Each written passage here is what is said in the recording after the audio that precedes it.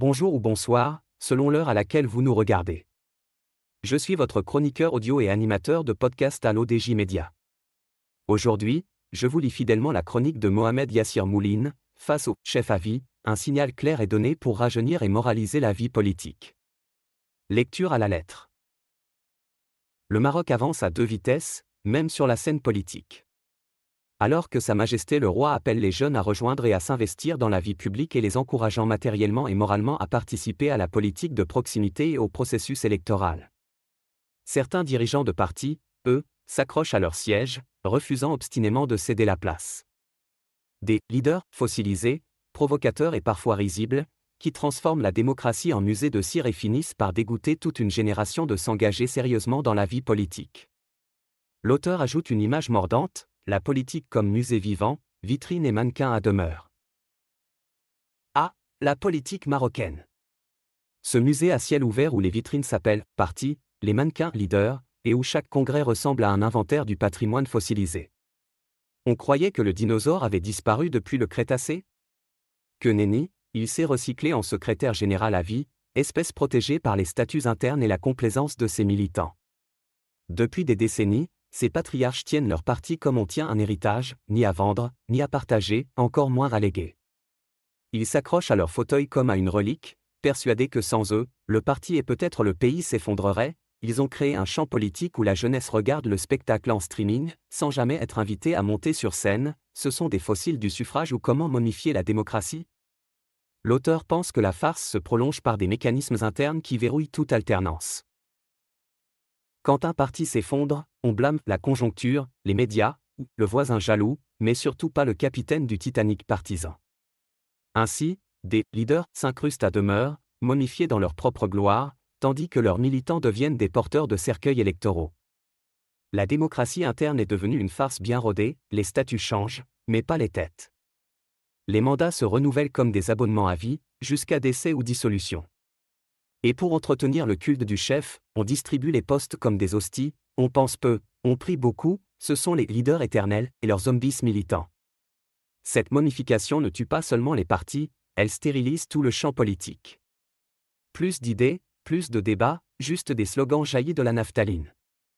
Les jeunes, eux, regardent ce théâtre avec le même enthousiasme qu'un vieux feuilleton en noir et blanc, ils connaissent déjà la fin. Pendant que les universités produisent des cerveaux, des partis produisent des commissions.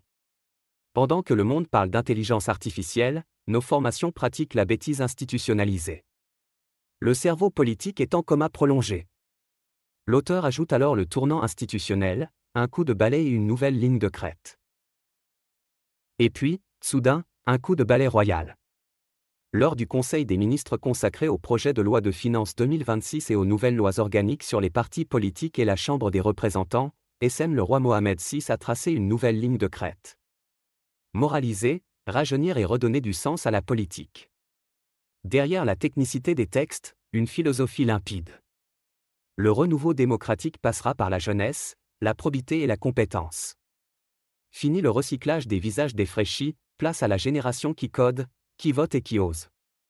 L'auteur affirme que pour lui, c'est une refondation silencieuse, mais bien réelle, avec des leviers concrets. Une refondation silencieuse, mais révolutionnaire. Le Roi veut redonner la politique aux jeunes, pas en discours, mais en actes. 75% de financement public pour les candidats de moins de 35 ans. Des circonscriptions régionales réservées aux femmes, et une mise à jour des règles internes des partis pour favoriser la rotation des élites et la transparence. Alors que les anciens continuent d'ajuster leur dentier électoral, le Maroc prépare sa greffe générationnelle. Les jeunes auront 75% de financement, les anciens, 100% de nostalgie. Ces réformes tracent les contours d'un nouveau pacte moral entre le pouvoir et la société. Le Roi ne promet pas une démocratie parfaite, mais une démocratie vivante, débarrassée des parasites chroniques. Il ne parle pas de rêve, mais d'éthique et de mérite, des mots presque subversifs dans le lexique politique actuel. Car au fond, le message royal est clair, on ne peut pas construire l'avenir avec des hommes du passé. Et tant que les fossiles siègent, la jeunesse s'exile dans le silence, l'humour noir ou les hashtags.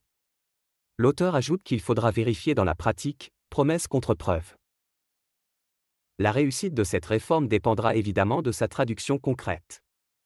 Le texte est une promesse, la pratique sera la preuve.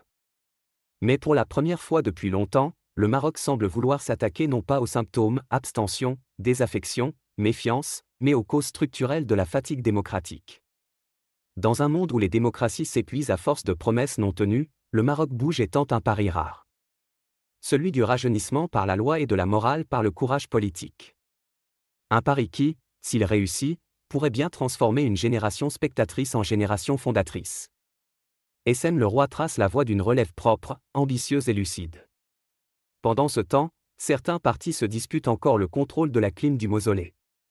L'auteur pense que les chefs à vie sentent passer le scalpel et que le décor doit changer. Les chefs à vie, eux, font grise mine. Eux qui s'étaient fait momifier au nom de l'unité du parti, voient arriver le scalpel de la réforme. Car, disons-le franchement, certaines formations politiques ressemblaient plus à des aouillards électorales qu'à des laboratoires d'idées. Le guide parle, les disciples écoutent, et tout le monde sort convaincu que le Maroc changera, sans jamais changer de chef. L'auteur ajoute enfin, le problème n'est pas la jeunesse, mais les appareils fatigués. Sa Majesté le Roi, lui, a bien compris ce que les militants savent depuis longtemps. Le problème n'est pas la jeunesse apathique, mais les appareils séniles. Le Maroc aspire à la liberté, mais certains choisissent de demeurer dans l'oubli. Et au rythme des chants révolutionnaires de l'ancienne gauche, j'adresse un salut particulier aux camarades opprimés. Merci pour votre attention. J'ai lu, mot pour mot, la chronique de Mohamed Yassir Mouline, en respectant strictement son intégrité.